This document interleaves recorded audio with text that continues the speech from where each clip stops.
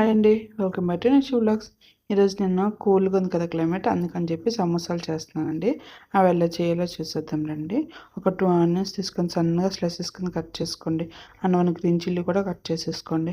ఒక 2 బంగాళదుంపలు తీసుకొని బాగా ఉడకబెట్టేసి దాన్ని స్మాష్ చేసేసుకోండి. అండ్ ఒక బౌల్ తీసుకొని అందులో ముందుగా కట్ చేసి పెట్టుకున్న ఆనియన్స్ వేసేసుకోండి. అండ్ అందులోనే బంగాళదుంపలు తోపు కూడా వేసేసుకోండి. వేసేసి అందులో గరం మసాలా 1 స్పూను, కొంచెం సాల్ట్, కొంచెం కారం అండ్ కొంచెం పసుపు వేసి బాగా కలిపేసుకోండి.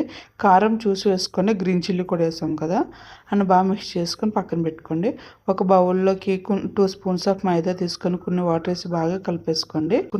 రెడీమేడ్ షీట్లు తీసుకున్నా, మీరు కలితో చపాతీని స్లైడ్లు ఎడ్జెస్ కట్ చేసుకొని మధ్యలో అది యూజ్ చేసుకోవచ్చు అనమాట.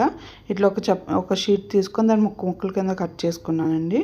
ఇట్లా చిన్న చిన్న ముక్కల కింద కట్ చేసుకొని పక్కన పెట్టుకోండి.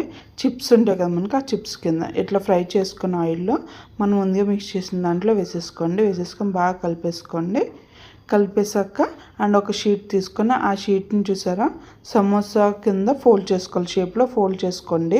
బాగా చూసి చెయ్యండి, ఎందుకంటే నాకైతే రాదు, ఫస్ట్ టైం ట్రై చేశాను, బాగానే వచ్చింది. కొంచెం అటు ఇటులో మీరు కూడా అట్లా చూసి జాగ్రత్తగా చేయండి. అండ్ ఎడ్జెస్కి మనం ముందుగా మిక్స్ చేసి పెట్టుకున్న మైదాది ఉంది కదా, ఆ లిక్విడ్ని పెట్టండి. ఆ లిక్విడ్ పెట్టేస్తే అవి ఊడవన్నమాట. పెట్టేసి క్లోజ్ చేసేసుకోండి. క్లోజింగ్ బాగా చేయాలి, లేకపోతే సైడ్ నుంచి అది చీదేస్తుంది అనమాట.